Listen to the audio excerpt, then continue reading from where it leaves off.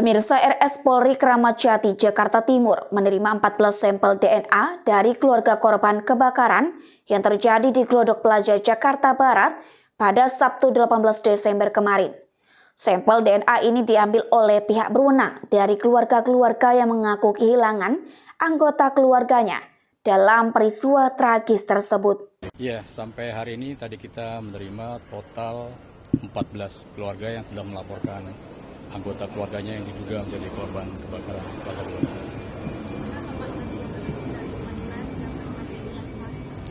Sejauh ini nama-nama yang dilaporkan cocok dengan data yang tersebar selama ini. Pak, sebenarnya kendalanya apa sih Pak, halangannya? Karena kan pasti dari luka bakar itu ada levelnya juga ya Pak. Nah ini juga berada di level mana sih? Jadi gini, kesulitan yang kita hadapi saat ini adalah pertama karena kondisi korban yang cukup parah ya, dalam arti ini terbakar serius sampai ya kita ketahui bahwa sulit untuk kita kenal secara visual. Kemudian yang berikutnya adalah karena ini open disaster di mana siapa yang menjadi korban, jumlahnya berapa masih kita belum jelas karena tempat ini kan tempat umum ya.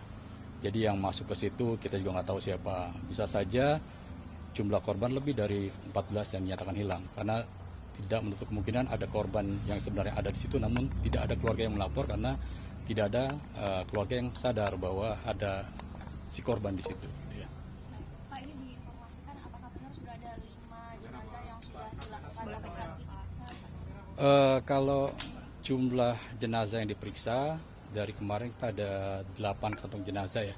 8 kantong jenazah bukan berarti ada 8 jenazah. Bisa saja ada kantong yang isinya bukan jenazah. Bisa juga mungkin satu kantong bisa lebih dari satu jenazah, satu individu misalnya. Karena kita perlu buktikan nanti dengan pemeriksaan DNA dari bagian-bagian tubuh yang jadi satu di kantong jenazah itu apakah milik satu orang atau milik lebih dari satu orang. Nah itu nanti dibuktikan dengan hasil pemeriksaan DNA dari bagian-bagian tubuh yang kita periksa tadi. Ya.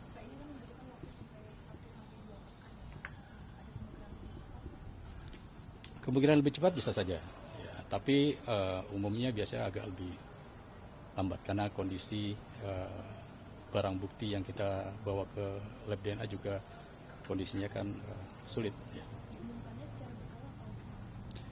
Jadi nanti sampai kita maksimal melakukan pemeriksaan, kemudian sampel DNA sudah keluar, baik antemortem dan postmortem, itu langsung kita adakan rekonsiliasi. Kita adakan pencocokan apakah dari data AM dan data PM yang kita dapatkan itu apakah ada yang cocok gitu ya.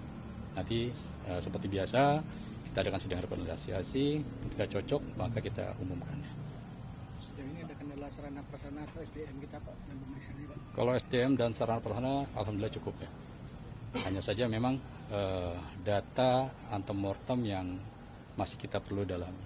Seperti contoh misalnya kan ada beberapa korban yang terindikasi adalah bagian dari kru pesawat. Nah kita tahu bahwa kru pesawat itu kan punya data rekam medis yang cukup baik di Balai Kesehatan Penerbangan. Nah kita akan bersurat besok, mudah-mudahan dari Balai Kesehatan Penerbangan memiliki datanya. Dan itu mudah-mudahan bisa membantu melengkapi data tersebut. Untuk posko ini sampai kapan dibuka pada masyarakat? Kalau posko ini sampai dinyatakan selesai, baru kita tutup. Ya. Berarti sekitar 2 minggu baru? Kemungkinan. Ya. Pak, ini data antemortem dari pihak keluarga kan udah ngelapor 13 orang. Yang data yang diminta antemortem buat swab earlier itu udah berapa orang Pak? Jadi 14 data ya. Semuanya sudah kita mintakan. Hanya air liur ya Pak? Atau ada lagi?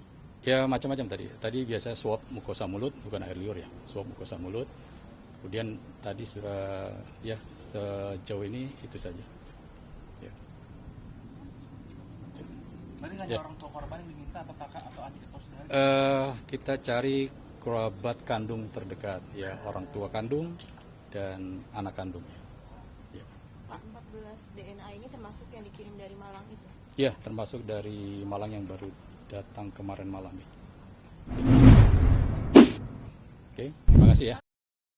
For more update, subscribe to our channel, click the show link and the join watching then videos.